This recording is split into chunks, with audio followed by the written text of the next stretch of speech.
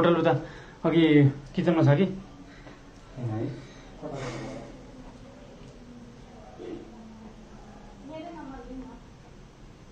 Hello good evening नमस्ते सबैजनालाई good evening. आजको क्लास हाम्रो पक्कै पनि समस्या आउँदैन भन्ने हामी विश्वस्त छौँ। ल ठिक छ सबैजनालाई गुड इभिनिङ नमस्ते। अब आजको क्लास हामी आजको यो पब्लिक लाइभ क्लास नै हो। आजको यो पब्लिक लाइभ भिडियोमा हामीले जस्तो राष्ट्रिय वाणिज्य ब्याङ्कको 3वटा सेटको हामीले हेर्ने भनेको थियो। त्यो तपाईँहरूको रेड एकाडेमीको फेसबुक पेजमा पनि दिइएको छ। त्यो हुँदै गरेको कारणले गर्दाखेरि अब हामी आजको टपिकतिर जाउँ है। गुड इभिनिङ रुपीजी नमस्ते। अब हाम्रो सुरुको क्वेसनदेखि म डाइरेक्टली जान्छु। हाम्रो अब सेट 1 है, सेट 1 हामी ब्याङ्किङमा जाउँ। ब्याङ्किङवाला पार्टमा जाउँ है। सेट 1 सुरुमा, त्यस पछाडि अरू पनि पार्टहरू कतिको भेन्छ आज फटाफट हामी हेरौँ। यो भिडियो निकै लामो समयको भन्दा पनि म तपाईँहरूलाई मेजर जुन कुरामा अप्ठ्यारो हुन्छ त्यो कुरामा हिन्ट दिन्छु। नेपालमा वाणिज्य ब्याङ्कहरूको मर्जरका विभिन्न व्यवस्था हुँदाहुँदै तपाईँहरूसँग क्वेसन छ यो सेट 1 को हेर्नु होला है। नेपालमा वाणिज्य ब्याङ्कहरूको मर्जरका विभिन्न व्यवस्था हुँदाहुँदै किन मर्जरको प्रगति हुन नसकेको होला, मर्जर बढाउनका लागि आवश्यक सुझाव समेत प्रस्तुत गर्नुहोस्। यसलाई मैले इङ्ग्लिसमा दिएको छैन, फटाफट नेपालीमा क्वेसन बनाएको थियो। इङ्ग्लिस मिडियमकोले पनि बुझ्नुभयो होला। Despite different provisions for merger in Nepal, why merger has not been appreciative हैन, किन प्रकार अथवा why merger has not been improved in Nepal, merger बढाउनको लागि आवश्यक सुझाव समेत प्रस्तुत गर्नुहोस् भनेको छ। also present suitable advices अथवा suitable suggestions for promoting merger। अब हाम्रो मर्जर बढाउनको लागि हामीले मर्जरका समस्याहरू के छन् भन्दाखेरि मर्जरका समस्याहरूमा हामीले हेर्ने हो भने हैन, किन यो मर्जरका समस्या भन्ने कुरा भयो, अर्को समाधान भन्ने कुरा भयो है। हुन त यो पनि एउटा सायद पब्लिक भिडियोमा आइसकेको छ अलरेडी, त्यही भएर म यसलाई फटाफट डिस्कस गर्छु। यो मर्जरका समस्याहरूमा हामीले भन्ने हो भने सबभन्दा सुरुको समस्या हाम्रो के छ भन्दाखेरि सबभन्दा सुरुमा यस्तो क्वेसन आयो भने, अलिकति क्वेसन घुमेर आयो भने हामीले के सोच्नुपर्छ भने जब ब्याङ्कहरूको बिचमा मर्जरको कुरा आउँछ, मर्जरमा हुँदाखेरि मेन समस्या कहाँ देखिन्छ। एउटा कुरा त हामीले सम्झिनु पर्यो, मर्जरको लागि सम्झिँदाखेरि एउटा सञ्चालक समितिमा टाउकेहरूमा को टाउके मिल्ने, को टाउके हट्ने, को टाउको बस्ने भन्ने हुन्छ नि त। एउटा कुर्सीको लडाइँ भइहाल्यो। एउटा हामीले फ्रेङ्कली भन्नुपर्दाखेरि एउटा कुर्सीको लडाइँले गर्दाखेरि पनि हुन्छ। त्यस्तै गरी अर्को कर्मचारीहरूको बिचमा पनि अब यो समाधान नहुन सक्छ। कर्मचारीहरूको व्यवस्थापनको चुनौती हुन्छ एउटा। त्यस्तै गरी अर्को ब्रान्च म्यानेजमेन्टको चुनौती हुन्छ अर्को हो, ब्रान्च म्यानेजमेन्टको चुनौती हुन्छ अर्को। त्यस्तै गरी अर्को चुनौतीको कुरा गर्दै गर्दाखेरि हैन, यसलाई यही लेखिदिउँ न, बोर्ड अफ डाइरेक्टर्स लेखिदिएँ मैले। अर्को कर्मचारीहरूको भयो, अर्को हाम्रो शाखा व्यवस्थापनहरू, कुन शाखा कहाँ राख्ने भन्ने कुरा भयो, ब्रान्च म्यानेजमेन्टको भयो। त्यस्तै गरी अर्को समस्याहरूमा हामीले हेर्दै गर्दाखेरि हाम्रो आइटी इन्टिग्रेसनको कुराहरू, डाटा माइग्रेसनको कुरा भयो हो, डाटा माइग्रेसन भन्न सक्छौँ। अथवा एउटा ब्याङ्कको डाटा चाहिँ हामीले अर्को ठाउँमा राख्ने नराख्ने भन्ने कुरा हैन, कसरी सार्ने, स्थानान्तरणको कुरा हो। अर्को वित्तीय विवरणको मूल्याङ्कनको कुरा पनि छ, फाइनान्सियल स्टेटमेन्टको भ्यालुएसनको कुरा छ है। फाइनान्सियल स्टेटमेन्टको हाम्रो भ्यालुएसनको चुनौती, भ्यालुएसनको मूल्याङ्कनका समस्याहरू छन्। किन भन्दाखेरि अब यसमा हामीले एनएफआरएस बमोजिम, यसको भनेको के हो भन्दाखेरि एनएफआरएस लागू गर्नुपर्ने हुन्छ। यसले गर्दाखेरि सम्पत्ति र दायित्वको मूल्याङ्कनमा यसले चुनौती दिएको छ र आयकरका पनि समस्याहरू छन् है। आयकरका इन्कम ट्याक्सका समस्याहरू पनि छन् यसमा। अहिले त्यो कुरा समाधान भएको छैन हैन, यी कुराहरू भयो। त्यस्तै गरी हाम्रो अब यसमा मर्जरको समस्याहरूमा अरूमा हेर्ने हो भने मर्जरको समस्यामा हेर्दै गर्दाखेरि अब केन्द्रीय ब्याङ्कबाट पनि विभिन्न सुविधाहरू त छन्, तर अझै पनि केन्द्रीय ब्याङ्कको थप एकदम यो जुन हामीले भन्छौँ इनिसिएटिभ हैन, इनिसिएटिभ हाम्रो बाई सेन्ट्रल ब्याङ्क अझै राम्रो हुन सकेको छैन, बाई एनआरबी एन्ड गभर्मेन्ट हैन, यो राम्रोसँग हुन सकेको छैन। यति कुरालाई मात्र हामीले लेख्यौँ भने अब हाम्रो एक्जाम पर्पजको लागि लेख्दाखेरि यदि तपाईहरुलाई समस्या र समाधान, चुनौती र समाधान हैन, समस्या र रणनीति भनेको प्रब्लम र स्ट्राटेजीहरू त्यस्तो प्रकारको क्वेसन आयो भने हामीले के गर्ने भन्दाखेरि अर्को स्वाप रेसीको कुराकानी गर्नुभयो। अर्को स्वाप रेसीको कुराकानी पनि हो, मेजर कुरा त यसमा पनि अड्किएको हुन्छ है। Thank you. स्वाप रेसियो पनि भयो। अब हामीले यिनीहरूलाई लेख्दाखेरि कसरी लेख्ने हो भन्नुहुन्छ भने नि हामीले एउटा चार्ट यसरी बनाउने मर्जरका समस्याहरू भनेर हैन, सम्भावित समाधानहरू पोसिबल सोलुसन्स भन्नु हामीले अब त्यसरी गर्ने। अब यो भयो जुन बोर्ड अफ डाइरेक्टर्सको कुरा भयो। बोर्ड अफ डाइरेक्टर्स हामीले कसरी मिलाउने हो भन्दाखेरि यसलाई मिलाउन सक्ने कसले हो, ब्याङ्कहरू आफैले नै मिलाउने हो। यसको लागि अब मैले हिन्ट मात्रै दिएँ, आपसी समन्वयको माध्यमद्वारा हैन उपयुक्त नेतृत्वको छनौट गर्ने हैन, selection of suitable leadership by coordination and uniform dialogue है। हाम्रो नियमित रूपमा हुने रेगुलर डायलग्स वार्ताको माध्यमबाट पनि हामीले गर्न सक्छौं भन्ने कुरा भयो। अर्को इम्प्लोइ म्यानेजमेन्टको कुरा भयो। इम्प्लोइ म्यानेजमेन्ट हामीले हेर्दै गर्दाखेरि एउटा रेमुनरेसनका समस्याहरू हुन सक्छन् हो। त्यस्तै गरी अर्को समस्या भनेको हाम्रो नम्बर अफ इम्प्लोइज, कतिजना कर्मचारी राख्ने भन्ने कुरा भयो। यसलाई हामीले कसरी समाधान गर्न सक्छौं भन्दाखेरि यसलाई हामीले समाधान गर्न सक्ने भनेको हाम्रो लामो समयसम्म काम गरिरहेका कर्मचारीहरूको लागि VRS भोलन्टरी रिटायरमेन्ट स्किम, स्वैच्छिक अवकाशको योजना लिएर आउने र त्यस्तै गरी अर्को कुरा हाम्रो कर्मचारीहरूलाई आवश्यक पर्ने तालिमहरू प्रदान गर्ने हैन। इम्प्लोइ ट्रेनिङलाई हामीले बढाउनु पर्यो, किन भन्दाखेरि कर्मचारीहरूलाई पनि हामीले यो आभास दिलाउनु पर्यो। कुनै अब सानो ब्याङ्क ठुलो ब्याङ्कमा गइरहेको छ भने ठुलो ब्याङ्कले सानो ब्याङ्कलाई हेप्ने समस्या हुन्छ, त्यो हुँदाखेरि कर्मचारीहरू पनि आन्दोलित हुन सक्छन् है। समाधान लेख्दा तलमाथि भयो भने कस्तो हो भन्दाखेरि तपाईँले समाधान लेख्दाखेरि बेस्ट भनेको मैले अहिले पनि त्यही भन्छु, तपाईँले यदि यो समस्या एउटा चार्ट बनाउनु भयो, उतापट्टि समाधान बनाउनु भयो भने यसैको रिलेटेड कुरा लेख्नु भयो भने के हुन्छ, तपाईँको एन्सर पनि छिटो लेख्न सक्नुहुन्छ र कपी चेक गर्नलाई पनि अलिकति राम्रो हुन्छ है। उसलाई पनि अलिक सजिलो हुन्छ चेक गरेर, त्यो हुँदाखेरि अलिकति पोजिटिभ मार्किङको कुरा आउँछ त्यसमा। ब्रान्च म्यानेजमेन्टको कुराकानी भयो। ब्रान्च म्यानेजमेन्टमा अथवा शाखा व्यवस्थापनमा भएका समस्याहरूलाई हामीले कसरी समाधान गर्न सक्छौं भन्दाखेरि एउटा भौगोलिक हो, भौगोलिक त्यस्तै गरी हाम्रो भौगोलिक अनि त्यस्तै गरी कमर्सियल व्यावसायिक अनि डेमोग्राफिक भनेको जनसाङ्ख्यिक हिसाबले हामीले त्यसलाई लेख्नेलाई मिलाएर तपाईँले लेख्न सकिहाल्नुहुन्छ है। डाटा माइग्रेसन भनेर भनिएको छ। डाटा माइग्रेसन भन्दै गर्दाखेरि अब हामीले के गर्नु पर्यो, आईटी एक्सपर्टहरूलाई राख्ने, त्यस्तै गरी हाम्रो आईटी एक्सपर्टहरूलाई राख्ने हो। त्यस पछाडि हाम्रो अब मोडर्न फ्रेमवर्कलाई हामीले हो आधुनिक सूचना प्रविधिका संरचनाहरूको माध्यमबाट डाटा माइग्रेसन गर्ने भन्ने कुरा हामीले लेख्न सक्छौं। अब हामीले यो 5औं नम्बरको कुरामा यसलाई भ्यालुएसनको कुरा आयो। भ्यालुएसनमा हामीले के गर्न सक्छौं भन्दाखेरि हाम्रो यो जुन यो वित्तीय विवरणहरूको मूल्याङ्कन छ, वित्तीय विवरणहरूको मूल्याङ्कनमा केही समस्याहरू देखिन्छन्। जस्तो हाम्रो गुडविल भनेको तपाईहरुले सबैले बुझ्नु भएको छैन, हामीलाई डिटेलमा बुझ्न आवश्यक छैन। दुईटा ब्याङ्कहरूको ब्यालेन्स सिट जोड्दै गर्दाखेरि हाम्रो अब एनएफआरएस को नियम लाग्ने हो भने त्यसमा एउटा ब्याङ्कले अर्को ब्याङ्कलाई धेरै अलिकति बढी पैसा तिर्नु पर्ने हुन्छ। सजिलै त एउटाले व्यवसाय बेच्दैन नि त हैन। त्यो नबेच्दाखेरि एक्स्ट्रा पैसा जुन दिन्छ त्यसलाई हामी गुडविल भन्छौं हैन, त्यसलाई हामी गुडविल भन्छौं। त्यो गुडविल चाहिँ के गर्नुपर्ने हुन्छ भन्दाखेरि आउने वर्षमा हामीले त्यसलाई अपलेखन गर्नुपर्ने हुन्छ।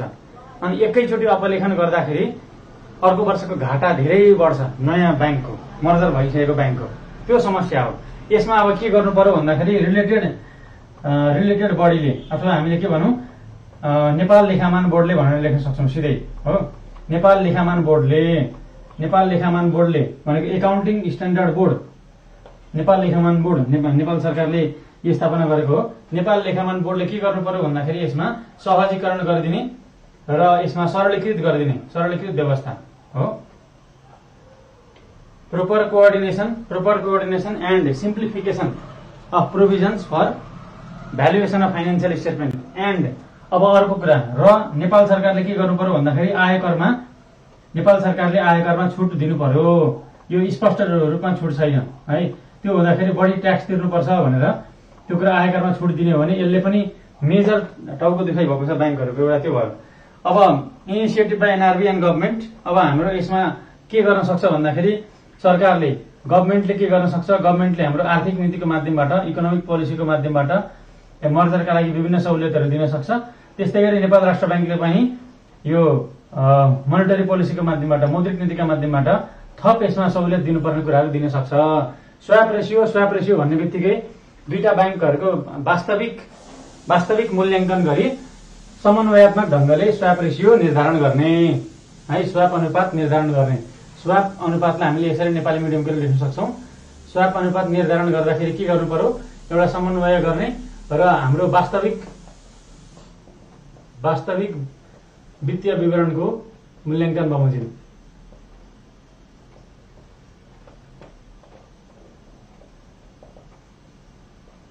मूल्याङ्कन तथा यो पनि लेख्दा हुन्छ मर्जर विनियमावली बमोजिम।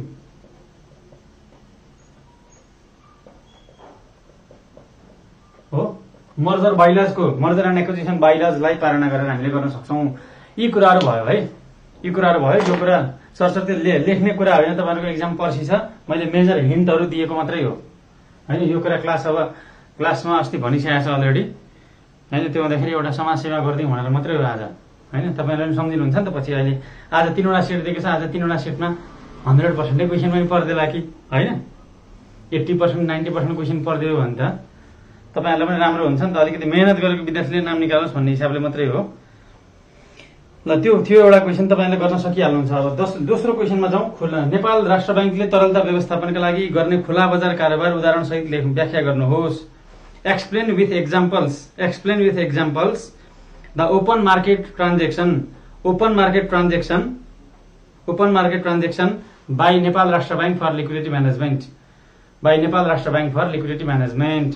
अहिले लेभल 5 को लागि मात्रै हो है। लेभल 5 को लागि भए पनि चौथो लेभलमा काम दिइहाल्छ। तपाईँहरूले सिलेबस हेर्नुहुन्न, सिलेबसै नहेरिकन अनि चौथो तह 5औं तहमा के फरक छ? खासै धेरै फरक छैन नि त होइन। चौथो तहलाई पनि काम दिइहाल्छ। चौथो तहमा पनि स्ट्रेट फरवर्ड क्वेसन प्राय आउँछ, तर कुनै बेलामा स्ट्रेट फरवर्ड क्वेसन नआउन पनि सक्छ। त्यो हुँदाखेरि हामीले एकदम तयारी भएर बस्नुपर्छ। चौथोलाई पनि यसले उति नै काम दिन्छ है। अब हामीले खुला बजार कारोबार उदाहरणसहित व्याख्या गर्नुहोस् भनेर भनेको छ नेपाल राष्ट्र ब्याङ्कले गर्ने। यसमा हामीले लेख्ने के हो भन्दाखेरि, यसमा हामीले लेख्नु भनेकै रिपो लेख्छौँ, रिभर्स रिपो लेख्छौँ, त्यस्तै गरी सोझै खरिद लेख्छौँ, सोझै बिक्री भनेर पनि लेख्छौँ हो। सोझै खरिद, सोझै बिक्री, निक्षेप सङ्कलन भनेर त्यति 5वटालाई व्याख्या गर्दा हुन्छ है। निक्षेप सङ्कलन भनेर यति 5वटालाई व्याख्या गर्दा हुन्छ। अन्त स्थायी तरलता सुविधा पनि एउटा हो। स्थायी तरलता सुविधा पनि तपाईँले लेख्न सक्नुहुन्छ, तर स्थायी तरलता सुविधाको ब्याज दर एउटै हुने हुनाले त्यसलाई लेख्न आवश्यक छैन खासै। खुला बजार भनेको चाहिँ जसले राष्ट्र ब्याङ्कले अलिकति बढी फाइदा दिन्छ उसँग त्यो व्यवसाय गर्ने भन्ने नै खुला बजार हो। जसरी हामीले बजारमा तरकारी किन्न जाँदाखेरि जसले सस्तोमा बेच्छ हामी त्यसको किन्छौँ होइन। राष्ट्र ब्याङ्कले पनि तरलता समस्या समाधान गर्दै जाँदाखेरि अब पैसा दिनुपर्ने छ भने, कर्जा दिनुपर्ने छ भने बढी ब्याज दर लिन खोज्छ। निक्षेप सङ्कलन गर्नुपर्ने छ, बजारमा तरलता बढी छ भने कम ब्याज दर दिन खोज्छ होइन। त्यही कुरा लेख्नु है। यो हाम्रो खुला ओपन मार्केट अपरेसनको कुरा गर्दै गर्दाखेरि एक्जाम्पल्स पनि भनेको छ होइन। क्वेसन नम्बर 2 को कुरा सेट 1 मा हामी छौँ। फेरि नयाँ कोही लाइभमा आउनु भएको छ भने खुला बजार कारोबारमा हामीले भन्दै गर्दाखेरि एउटा हामीले रिपो लेख्छौँ। रिपो भन्ने अब यसमा हामीले के लेख्छौँ? उदाहरणका लागि भनेर हामीले तोकिएको हुन्छ होइन। उदाहरणका लागि अहिलेको रिपो रेट कति छ भनेर हामीले उदाहरण पनि दिने। अहिलेको रिपो रेट 5.5% छ। अब 5.5% भन्दा सर्वाधिक बोल कबुल गर्ने, सर्वाधिक ब्याज दरको बोलकर्ता हो। अल्पकालीन कर्जा प्रदान गरिन्छ हो।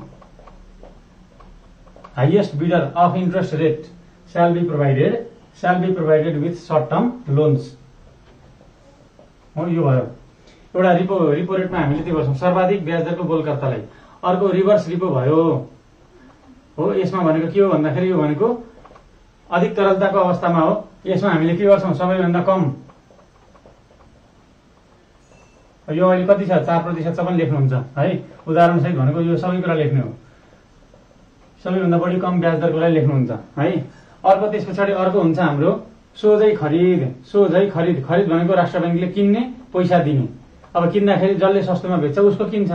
यो भनेको के हो? हाम्रो यो लिक्विडिटी क्राइसिसको अवस्थामा है, तरलता अभाव हुँदाखेरि यो गर्ने हो। यो सबैभन्दा सस्तोमा दिने हो। सबैभन्दा कम बोल रकममा कम बोल रकममा सरकारी सुरक्षण पत्र, यो सबैमा सरकारी सुरक्षण पत्रहरूकै यो उसमा हो है, व्यवसायमा हो। यो हामीलाई थाहा छ नि त होइन। सरकारी सुरक्षण पत्रको बिक्री गर्ने ब्याङ्कलाई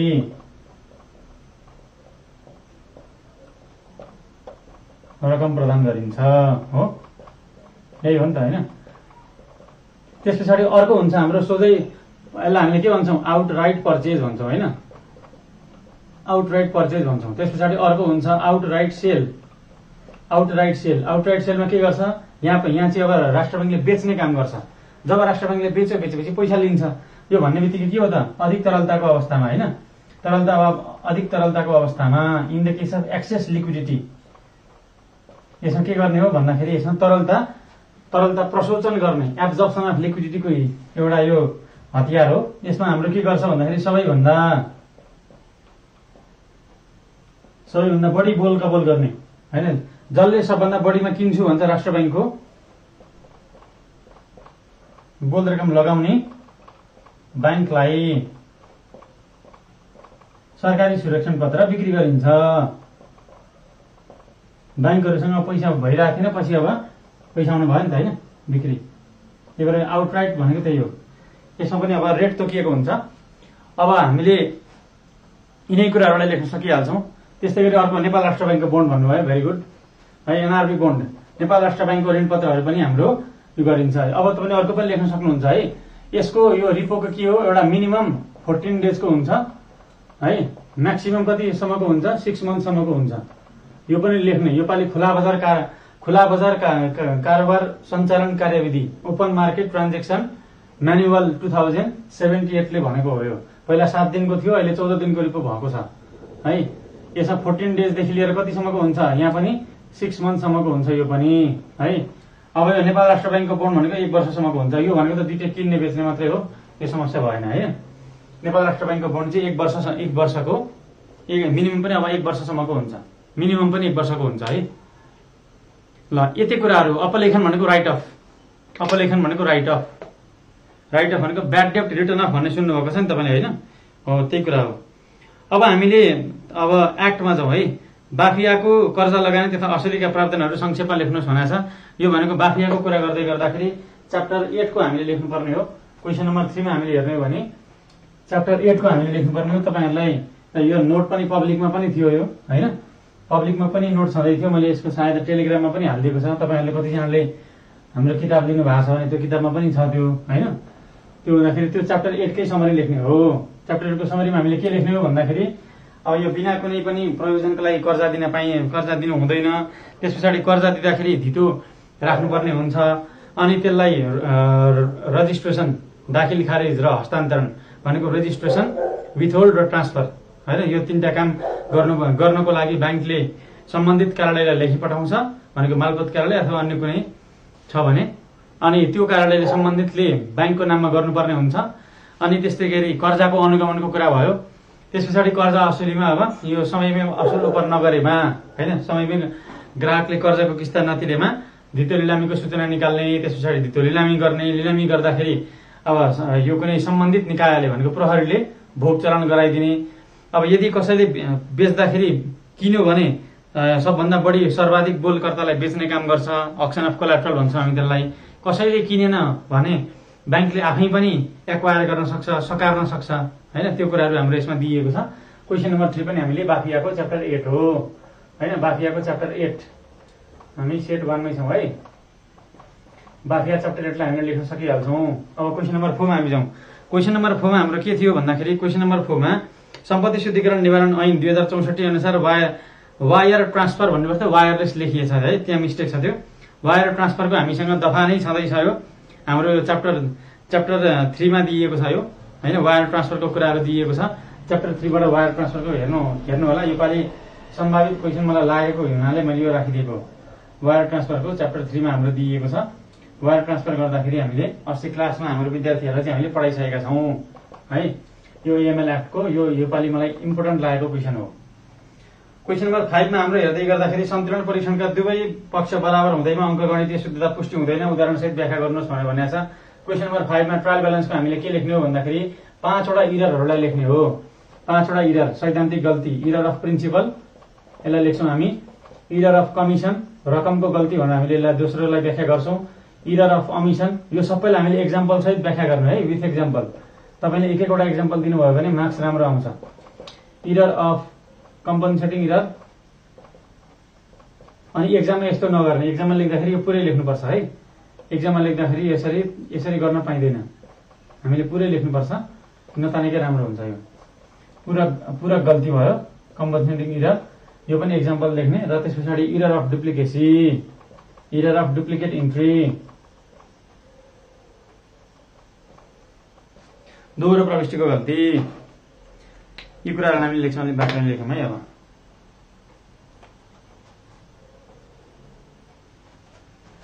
ल, ट्रायल ब्यालेन्सको कुरा हाम्रो त्यही भइहाल्यो होइन। अब क्वेसन नम्बर 6 मा हामी हेरौँ। क्वेसन नम्बर 6 मा हामीले हेर्दै गर्दाखेरि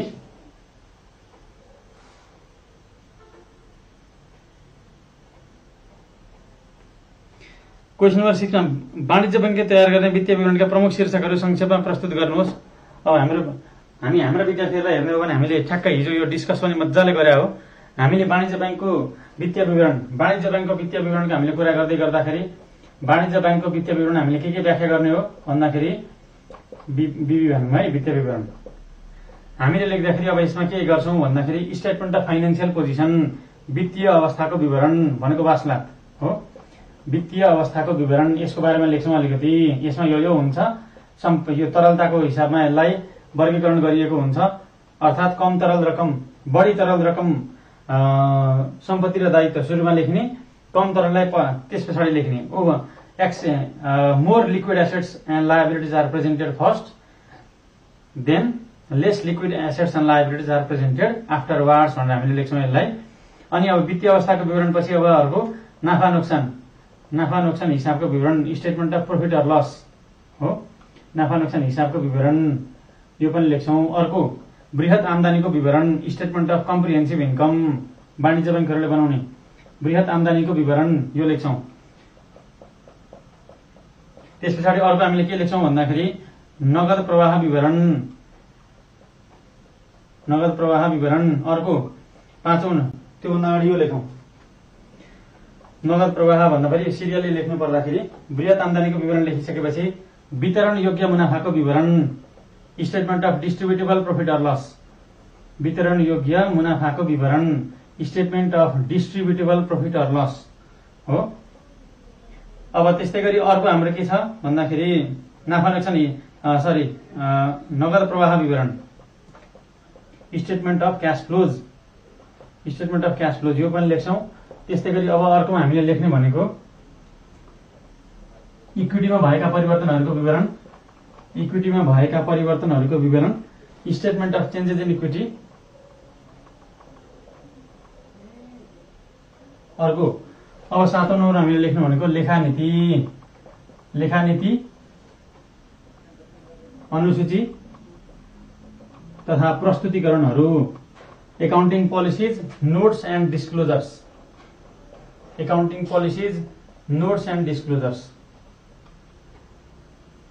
अनि यति 7वटा कुरालाई हामीले 2-3 लाइनमा लेख्ने हो है। Accounting policies, notes and disclosures भनेर हामीले लेख्छौँ। यो भयो हाम्रो क्वेसन नम्बर 6 को है, लेख्न सकिहाल्नुहुन्छ, सजिलो छ यो।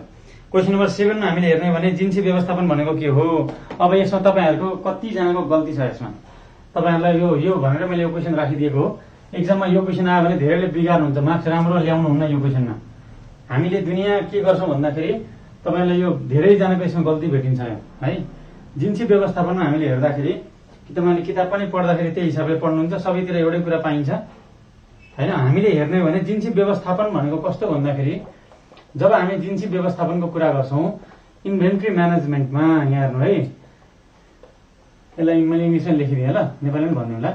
इन्भेन्ट्री म्यानेजमेन्टमा के हुन्छ भन्दाखेरि हामीले कतिजना विद्यार्थीहरूले के भन्छन्, वेटेड एभरेज मेथड भनेको चाहिँ बेस्ट मेथड हो इन्भेन्ट्री म्यानेजमेन्टको भन्छन्। इन्भेन्ट्री म्यानेजमेन्टमा पर्छ त्यो, नपर्ने होइन, तर वेटेड एभरेजले के गर्छ भन्ने कुरा त बुझ्नु पर्यो नि त। त्यसले त हामीलाई भ्यालुएसन गर्ने काम मात्रै गर्छ हैन, भ्यालुएसन गर्ने काम मात्रै गर्छ। कतिखेर सामान किन्ने, कतिखेर हामीले कति क्वान्टिटी होल्ड गर्ने हैन, त्यो कुराले त त्यसले हेर्दैन नि त। हेर्छ त त्यसले हो। त्यो हुँदाखेरि अब त्यसको लेजर मेन्टेन गर्ने, त्यसलाई हामीले स्टोर गरेर राख्ने, त्यो कुराहरू त त्यसले हेर्दैन। अनि directly which method is best in inventory management भन्ने भन्दाखेरि त्यस्तो क्वेसनै हुँदैन है, त्यस्तो क्वेसनै हुँदैन। विच मेथड इज बेस्ट भन्ने भन्दा पनि हाम्रो जिन्सी व्यवस्थापनका विधिहरू व्याख्या गर्नुहोस् भनेर भने हुन्छ। अब यो क्वेसनले त्यही भएर कोही कोही बेला तपाईँहरूलाई क्वेसन आउँदाखेरि तपाईँहरूले पढेकै क्वेसन आउँछ भन्ने छ त, छैन नि त। त्यही भएर मैले यसमा नयाँ क्वेसन बनाइदिएको हो। जिन्सी व्यवस्थापनमा जिन्सी नियन्त्रण र मूल्याङ्कनका विधिहरू व्याख्या गर्नुहोस् भनेर छ है। इन्भेन्ट्री म्यानेजमेन्टमा के हुन्छ भन्दाखेरि एउटा इन्भेन्ट्री कन्ट्रोल भन्ने हुन्छ, एउटा जिन्सी नियन्त्रण भन्ने हुन्छ है। जिन्सी नियन्त्रण भनेको कति स्टक राख्ने भन्ने कुरा हो। यसमा हाम्रो के पर्छ जिन्सी नियन्त्रणमा भन्दाखेरि इओक्यू पर्ने हो, रिअर्डर लेभल पर्ने हो, म्याक्सिमम स्टक लेभल पर्ने हो, त्यस्तै गरी हाम्रो मिनिमम स्टक लेभल पनि यसमा पर्छ हो, सेफ्टी स्टक यसमा पर्छ हो, एउटा त्यो भयो। अनि त्यस्तै गरी यी कुराहरू यसमा भयो है। इन्भेन्ट्री कन्ट्रोल भइसकेपछि अर्को हुन्छ हाम्रो इन्भेन्ट्री भ्यालुएसन। इन्भेन्ट्री भ्यालुएसन भनेको अब जिन्सीको मूल्याङ्कन गर्दाखेरि हामीले कसरी गर्ने भन्दाखेरि अब यसमा हामीले लेख्ने हो फिफो, एउटा फिफो लेख्छौँ, अर्को लिफो लेख्छौँ, त्यस पछाडि अर्को हामीले लेख्नु भनेको वेटेड एभरेज होइन। अब त्यस पछाडि अर्को कुरा हामीले लेख्नु भनेको इन्भेन्ट्रीको अब इन्भेन्ट्री काउन्टिङ सिस्टम अथवा इन्भेन्ट्री रेकर्ड सिस्टम। अब यसमा हामीले हेर्दै गर्दाखेरि अब अथवा इन्भेन्ट्री रेकर्ड अथवा काउन्टिङ सिस्टम भनेर भनौँ न होइन। यसमा हामीले के गर्छौँ भन्दाखेरि पर्पेचुअल भनेको एक यो कुनै पनि अवधिमा एकचोटि गर्ने, 3 महिनामा एकचोटि गर्ने, 6 महिनामा एकचोटि गर्ने होइन, पर्पेचुअल इन्भेन्ट्री सिस्टम। अर्को हुन्छ कन्टिन्युअस इन्भेन्ट्री सिस्टम। अर्को के हुन्छ भन्दाखेरि अब इन्भेन्ट्री क्लासिफिकेसन हुन्छ है। हामीले अब जिन्सीको चाहिँ इन्भेन्ट्री क्लासिफिकेसन भन्नुहुन्छ यहाँ जिन्सीको वर्गीकरण गर्दै गर्दाखेरि अब हामीले के गर्छौँ भन्दाखेरि एबिसी एनालाइसिस गर्न सक्छौँ एउटा। अर्को vital essential and desirable VED analysis भन्ने गर्छौँ अर्को। त्यस्तै गरी गभर्मेन्ट सप्लाइज होइन, ordinary supplies, local supplies, foreign supplies भनेर यसरी गल्फ एनालाइसिस गर्छौँ होइन। त्यो कुराहरू हामीले यसमा एचएमएल एनालाइसिस भन्ने गर्छौँ। यी हाई भ्यालु, मिडियम भ्यालु, लो भ्यालु भनेर यसरी हामीले यी एचएमएल एनालाइसिस भन्ने गर्छौँ। यो भनेको चाहिँ जिन्सीको मूल्याङ्कनका, जिन्सीको वर्गीकरणका कुराहरू हुन्। अब हामीले लेख्दाखेरि यो सबै कुरा भनेको चाहिँ इन्भेन्ट्री म्यानेजमेन्ट हो। हामीले पढ्दै गर्दाखेरि हामी डाइरेक्टली के गर्छौँ भन्दाखेरि यो होइन भनेर हामीले भन्छौँ होइन। इन्भेन्ट्री कन्ट्रोल भनेको चाहिँ अब यसले यो कुरा कति स्टक राख्ने, इन्भेन्ट्रीको अथवा स्टक मेन्टेनेन्स भन्ने पनि यसमा पर्ने भयो। मेन कुरा यसले स्टक मेन्टेनेन्सको कुरा गरौँ है। अब त्यस्तै गरी अब यसमा हामीले जिआइटी पनि यसमा हामीले राख्न सक्छौँ, जस्ट इन टाइमको पनि कुरा राख्न सक्छौँ। अर्को अब हामीले हेर्ने हो भने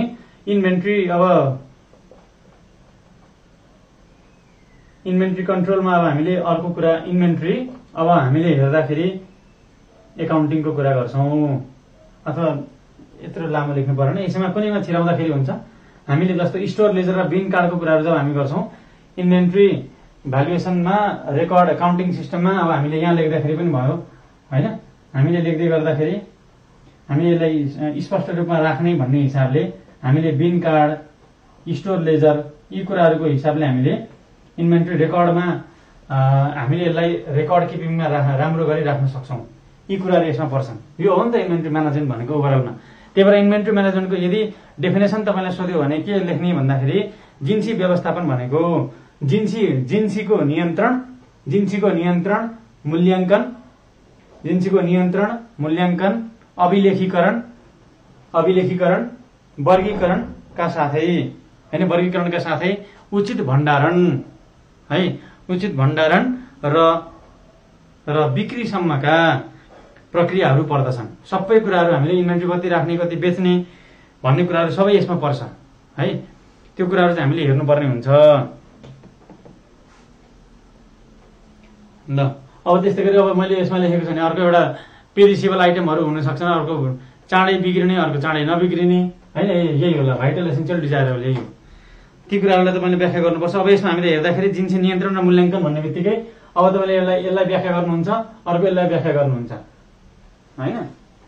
त्यो दुईटालाई व्याख्या गर्नु। अब हामीले यसमा अलिअलि व्याख्या गर्नु हो, 2-3 लाइन व्याख्या गर्ने हो। यति लेख्यो भने जिन्सी व्यवस्थापन यदि तपाईँलाई सोध्यो, समग्रमा जिन्सी व्यवस्थापन सोध्यो भने यो हिसाबले तपाईँले चार्टै बनाइदिने हुन्छ, एउटा ठ्याक्क चार्ट बनाइदिने, सुइसी व्याख्या गर्ने। विच मेथड इज बेस्ट हुँदैन के, यो विच मेथड इज बेस्ट भन्ने कुरा कसरी भन्नुहुन्छ? Which method of inventory management is best भन्दाखेरि हामीले inventory control system is best भनेर भन्यो भने अब हामीले त्यसमा के भन्नुपर्छ भन्दाखेरि जति पनि एन्सर दिउँ त्यसको यदि त्यो क्वेसनले सोध्यो भने यो कुराको सोध्न खोजेको हो। हामीले त्यो भन्दै गर्दाखेरि सर्टेन डिमान्ड र अनसर्टेन डिमान्डमा जानुपर्छ है सर्टेन डिमान्ड र अनसर्टेन डिमान्डमा जानुपर्छ। सर्टेन डिमान्ड र अनसर्टेन डिमान्ड। सर्टेन डिमान्डमा हामीले के गर्छौँ? जब हामीसँग सर्टेन डिमान्ड छ भने हामीले आरओक्यू अथवा इओक्यू कति हिसाबले पुग्न सक्छ हामीलाई त्यो हिसाबले हामीले गणना गर्छौँ। अर्को हामीले सेफ्टी स्टक पनि मेन्टेन गर्छौँ हो। यदि हामीसँग समयमै उपलब्ध हुन्छ भने जस्ट इन टाइम एभरेज पनि हामीले लिन सक्छौँ। यो कुरा भयो होइन। अब त्यस पछाडि हाम्रो हेर्दै गर्दाखेरि अब रिअर्डर लेभलको कुरा पनि यसमा आउँछ। सर्टेन डिमान्ड छ भने हामीले त्यसलाई अध्ययन गरेर गर्नुपर्ने हुन्छ। अनसर्टेन डिमान्ड चाहिँ कति आउँछ भन्ने थाहा छैन, हामीले त सकेसम्म धेरै राख्ने हो। रिअर्डर लेभल पनि हामीले हेर्छौँ, म्याक्सिमम स्टक लेभल पनि हामीले हेर्नुपर्ने हुनसक्छ र सँगसँगै हामीले अब यो सेफ्टी स्टकको पनि कुरालाई हामीले राख्नुपर्ने हुन्छ। यहाँ पनि यी कुराहरूलाई हामीले व्याख्या गर्ने हो। सर्टेन डिमान्ड र अनसर्टेन डिमान्ड छ भने ल ठिक छ। यो कुरा भयो हाम्रो जिन्सी व्यवस्थापनको। तपाईँले गर्न सक्नुहुन्छ अब यति हिन्ट दिएपछि। Explain the internal control principles to be followed by a bank like Rashtriya Banijya bank भनेर भनेको छ। आन्तरिक नियन्त्रणका सिद्धान्तहरूमा हिजो भर्खर पनि हामीले क्लासमा चाहिँ पढाएका थियौँ। हामीले कोसो प्रिन्सिपल्सहरू 17वटा यादै गरेका छौँ क्लासमा होइन। ती कुराहरू कोसोका प्रिन्सिपल्सहरूलाई लेख्ने तपाईँलाई नेटमा पनि भेटिहाल्नुहुन्छ। अब राष्ट्रिय वाणिज्य ब्याङ्कले कुनलाई सिद्धान्तलाई पालना गर्दा राम्रो हुन्छ भनेर भनेको छ। तपाईँले कोसो प्रिन्सिपल्स मिलाएर लेख्नु पनि भइहाल्यो है। इन्टरनल कन्ट्रोलकोमा के लेख्ने हो? कोसो प्रिन्सिपल्स लेख्ने है। कोसोका सिद्धान्तहरू लेख्ने, कोसोका 5वटा लेख्ने, त्यो 17वटा पनि लेख्ने। त्यो तपाईँले याद गर्नु पनि भइहाल्छ। सजिला छन् त्यो प्रिन्सिपल्सहरू। त्यो हुबहु सबै रट्नु पर्दैन त्यसको। त्यो मेजर 5वटा त याद गर्नै पर्यो। त्यहाँभित्रका 17 प्रिन्सिपल्सहरूलाई मेजर की पोइन्ट्स बनाएर याद गर्नुभयो भने पनि सजिलो छ है त। कोसो फ्रेमवर्कलाई लेख्नु हो त्यो हिजो।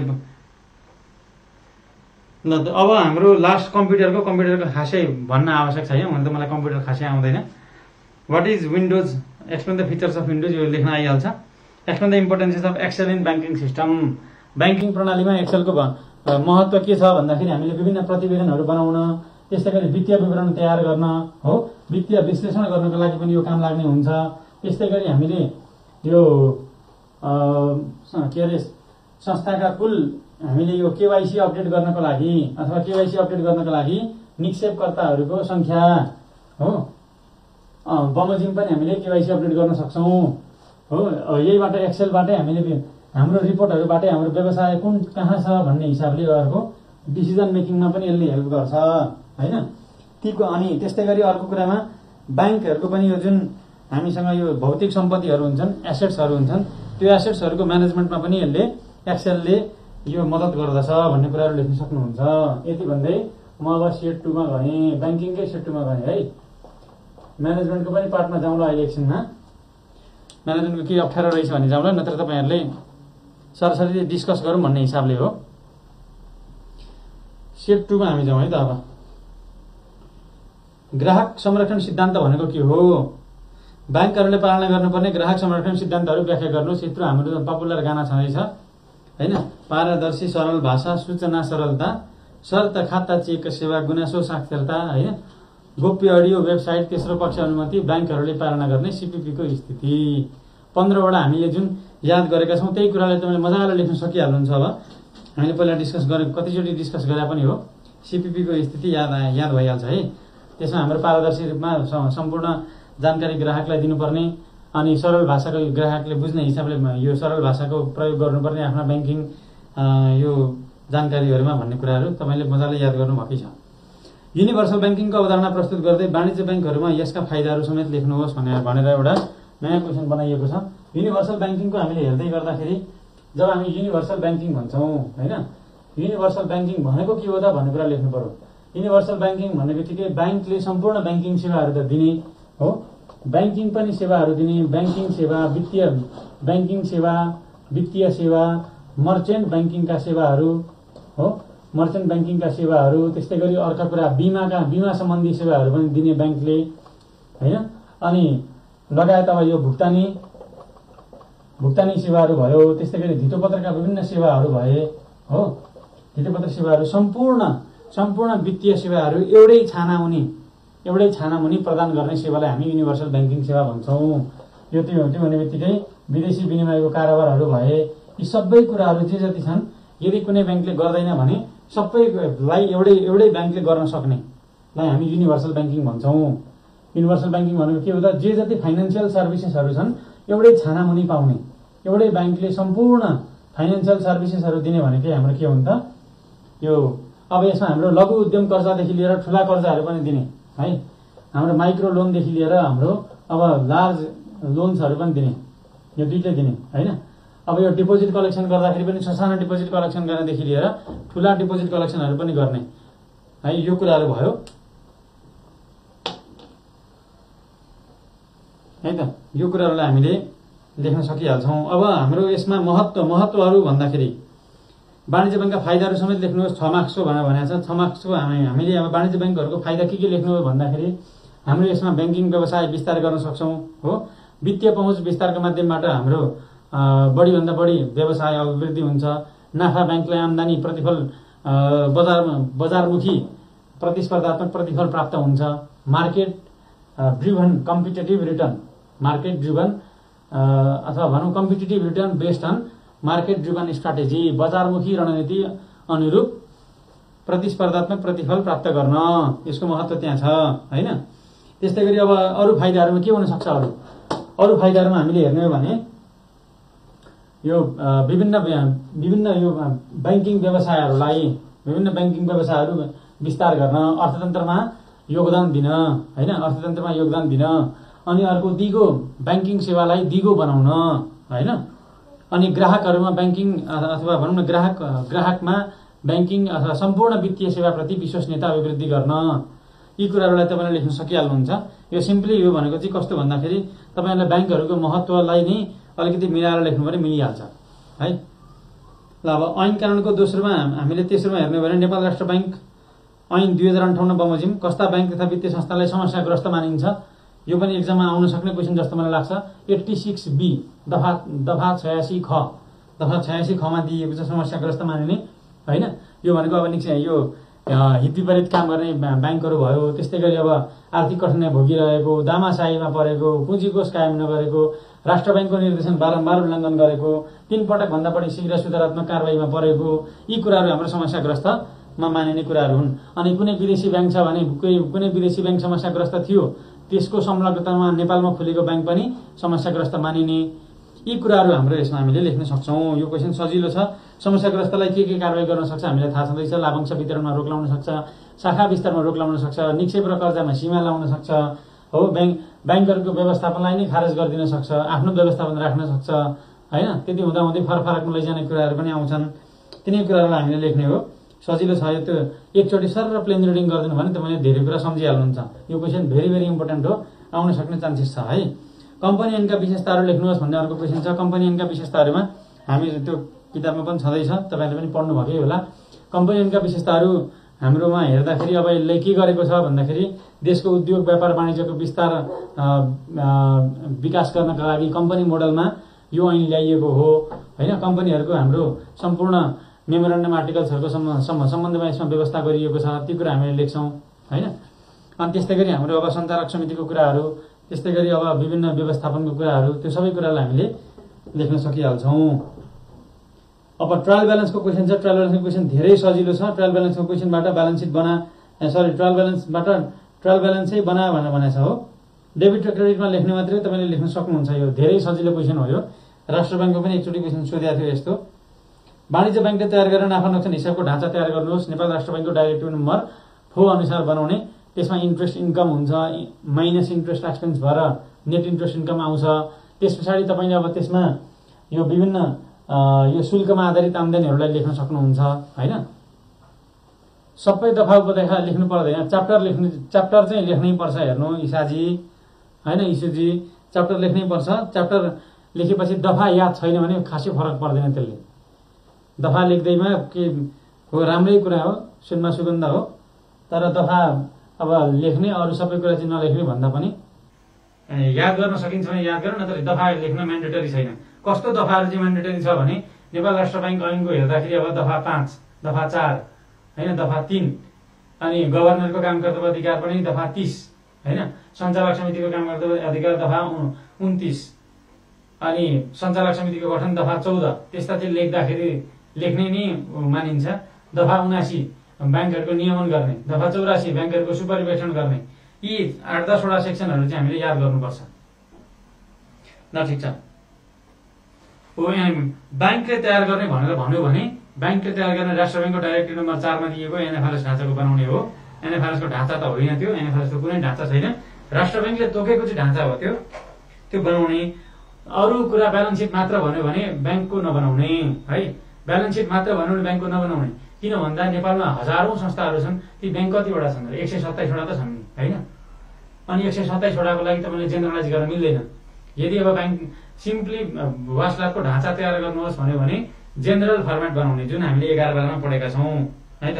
इन्टरनल कन्ट्रोलमा हामी जाउँ। अब बैंकिङ कारोबारमा हुने जोखिम र तिनको व्यवस्थापनका बारेमा लेख्नुहोस्। बैंकिङ कारोबारमा हुने जोखिम हाम्रो 7 किसिमका छन्।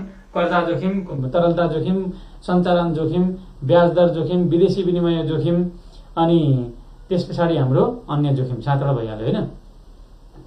अनि तिनीहरूको तपाईले लेख्दाखेरि कर्जा जोखिम, तरलता जोखिम र सञ्चालन जोखिमको यिनीहरूको कम्तीमा पनि एउटा कर्जा जोखिमको 5 वटादेखि 6 वटा लेख्ने, यसको 4 वटासम्म लेख्ने, यसको पनि 4 वटासम्म लेख्ने, अरूको एक लाइनमा लेख्दाखेरि अथवा 2 लाइनमा लेख्दाखेरि हुन्छ है। कर्जा जोखिम, तरलता जोखिम र सञ्चालन जोखिमको चाहिँ राम्रो गरी लेख्नुपर्छ।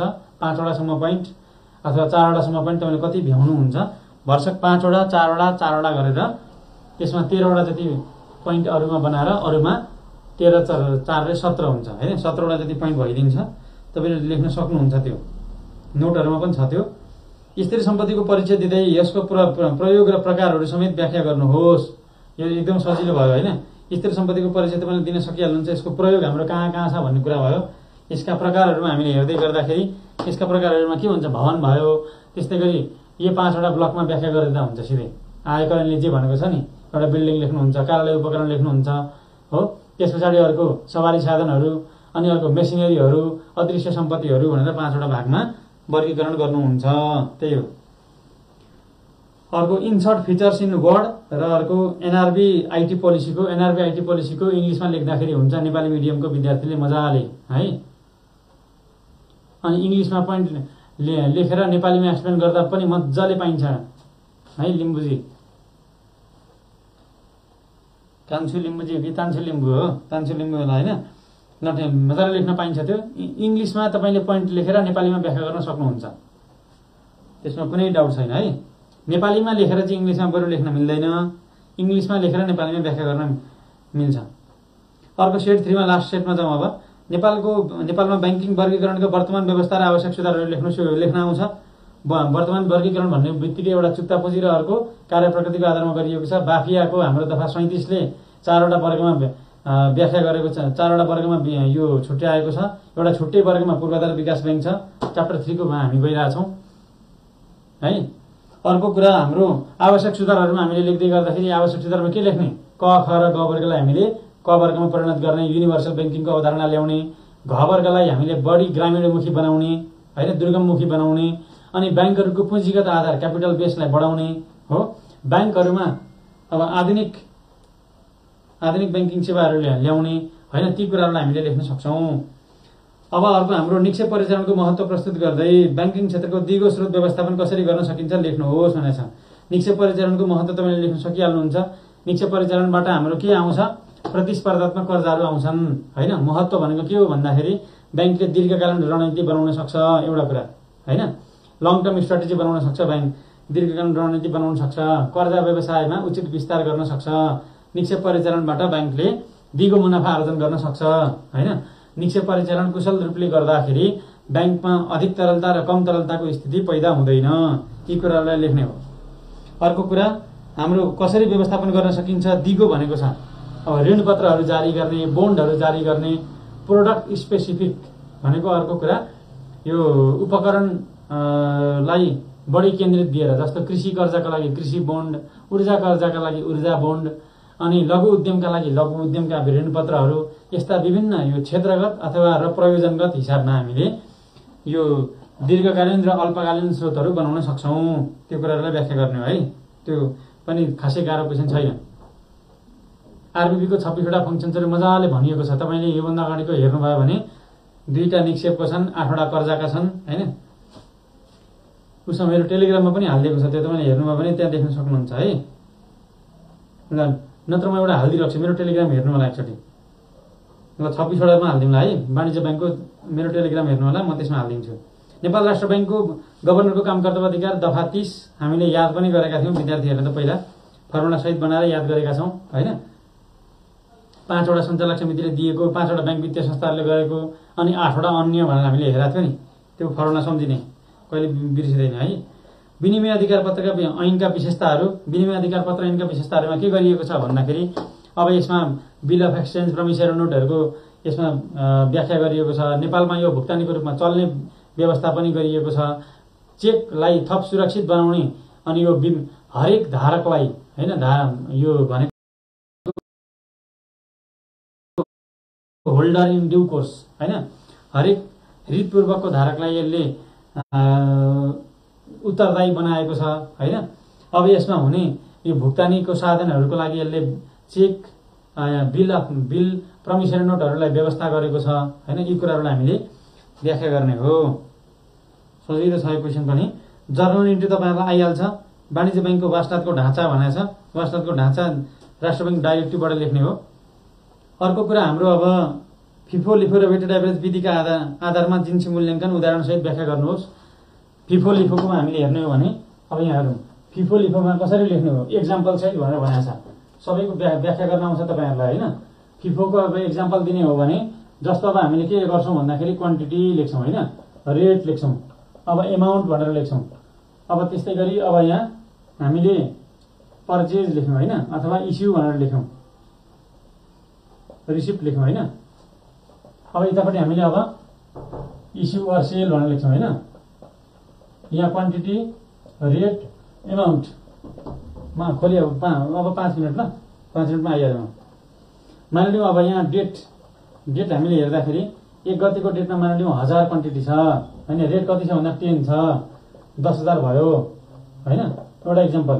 अर्को डेट 2 मा हामीले हेर्दै गर्दाखेरि यहाँ 500 युनिट भयो, यसको मानिलिउँ 9 छ होइन, 5 9 45, 4500 भयो होइन। अब हामीले मानिलिउँ अब यहाँ 3 गते इस्यु गरिरहेका छौँ। 3 गते हामीले टोटलमा 800 युनिट इस्यु गऱ्यौँ भने के हुन्छ भन्दाखेरि हामीले 10 रुपियाँमा जारी गर्नु पर्यो। यसलाई हामीले जारी गर्छौँ र कति हुन्छ यो 8000 हुन्छ होइन। यो भयो एउटा इक्जाम्पल। अब 4 गते हामीले मानिलिउँ 4 गते अब 200 युनिट जारी गऱ्यौँ। 4 गते हामीले अब मानिलिउँ 300 युनिट जारी गऱ्यौँ। 4 गते हामीले 300 युनिट जारी गऱ्यौँ भने कसरी हुन्छ यो 200 युनिट हाम्रो 10 रुपियाँको हिसाबले हुन्छ, 100 युनिट हाम्रो 9 रुपियाँको हिसाबले हुन्छ होइन। 2000 भयो, यो 900 भयो, यो सबैलाई जोड्ने होइन। यो हामीले जोड्नु परेन, यो यतिकै हामीले लेख्दै गर्दाखेरि यति लेख्दाखेरि हुन्छ। यो भयो फिफो मेथडमा। अब यही ठाउँमा लिफो मेथड हुने भने हामीले यही इक्जाम्पल दिँदाखेरि भयो 800 युनिटमा हामीले गरिरहेका छौँ भने 800 युनिटमा गर्दाखेरि हामीले कसरी गर्छौँ, सुरुमा 500 लाई लेख्छौँ, 500 लाई 9 रुपियाँको लेख्छौँ यहाँ होइन। 4500 मा जारी भयो यो। त्यस पछाडि अर्को अब हामीले 300 लाई लेख्छौँ, 3 गते 300 लाई लेख्छौँ, 10 रुपियाँको हिसाबले यहाँ 3000 भयो होइन टोटल। यसरी हुन्छ हाम्रो 800 युनिटलाई जारी गर्दाखेरि। बुझ्यो नि कुरा। अनि बल्ल यतापट्टिको यो 200 पनि 10 को हुन्छ, यो पनि 10 कै हुन्छ। यसलाई हामीले यसरी लेख्ने हो। अब त्यस पछाडि हाम्रो यतापट्टि वेटेड एभरेजको हिसाबमा हामीले लेख्ने हो भने यसलाई तपाईँले बनाउन सकिहाल्नुहुन्छ। मानिलिउँ अब हाम्रो डेट अब यो 800 युनिट जारी गर्ने भयो। यसले के गर्छ भन्दाखेरि यहाँ सुरुमा 1500 निकाल्छ, यहाँ टोटल 1500 गरौँ, यहाँ कति भयो 14500। अब यहाँ क्वान्टिटीमा रेट कति हुन्छ 14500 डिभाइडेड बाई 1500 हुन्छ। जति भ्यालु आउँछ त्यो हिसाबले मानिलिउँ अब यसमा कति 1200 युनिट टोटलमा जारी गरिदियो भने सपोज हामीले अब इन्टु गरेर इजिकल टु जति एमाउन्ट हुन्छ त्यो हिसाबले निकाल्छौँ। पर युनिट भनेको हाम्रो वेटेड एभरेज भयो। यसरी हामीले एक्जाम्पल सहित दिनुपर्ने हुन्छ यदि एक्जाममा सोध्यो भने। सजिलो छ, केही पनि गाह्रो छैन। क्रिप्टो करेन्सीको 6औं तहको क्वेसन हो, त्यो त 5औं तह आउँदैन है। क्रिप्टो करेन्सीको बारेमा मैले पहिला फेसबुक पेजमा दिएको पनि छु। क्रिप्टो करेन्सी भनेको के हो, यसका सम्भावित जोखिमहरू के छन्, तपाईँले 1-1.5 महिना 2 महिना अगाडिकोमा पोस्टहरू हेर्नुभयो भने सबै छ। क्रिप्टोकरेन्सीको नेपालीमा पनि दिएको छ, इङ्ग्लिसमा पनि दिएको छ। नेपालले के क्रिप्टोकरेन्सीलाई यो लिगलाइज गर्न सक्छ कि सक्दैन भन्ने क्वेसन पनि त्यहाँ त्यसमा दिएको छ हैन। आउन सक्छ भनेर दिएको थियो, आइदियो पनि लगभग हुबहु त्यही क्वेसन नआए पनि त्यस्तै खालको क्वेसन पर्दियो। आन्तरिक जाँच, आन्तरिक लेखा परीक्षण र आन्तरिक नियन्त्रण बीचको अन्तर सम्बन्ध यो लेख्न सकिहाल्नुहुन्छ। आन्तरिक जाँच भनेको हरेक कारोबार गर्दै गर्दाखेरि हुन्छ। आन्तरिक लेखा परीक्षण भनेको कारोबार जब ट्रान्जेक्सन सकिन्छ त्यस पछाडि गरिन्छ। आन्तरिक नियन्त्रणले दुईटै कुरालाई मिलाएर लाने काम गर्छ। आन्तरिक नियन्त्रणमा हामीले लेख्ने भनेकै के हो त भन्दाखेरि आन्तरिक नियन्त्रणमा के लेख्छौँ, इक्राम भन्ने फर्मुला लेख्दाखेरि हुन्छ है, एकराम। यसमा भनेको सूचना, इन्फर्मेसन एन्ड कम्युनिकेसनको कुराहरू त्यही कोसो प्रिन्सिपल छ नि, कोसो प्रिन्सिपलकै 5वटा सिद्धान्त मात्र लेखिदिँदाखेरि हुन्छ। कन्ट्रोल एक्टिभिटी हैन, कन्ट्रोल इन्भाइरोमेन्ट भयो, सरी यो कन्ट्रोल इन्भाइरोमेन्ट हो, यो कन्ट्रोल एक्टिभिटी हो, यो रिस्क एसेसमेन्ट हो, जोखिमको मूल्याङ्कन र व्यवस्थापनको कुरा भयो र अनुगमन गर्ने भन्ने हिसाबले यसरी हामीले हेर्दै गर्दाखेरि यो यति कुरा चाहिँ आन्तरिक नियन्त्रण हो भनेर लेख्छौँ। अनि अन्तर सम्बन्ध लेख्दै गर्दाखेरि आन्तरिक जाँचले हरेक कारोबारलाई यसरी सुरुमै चेक जाँच गर्छ।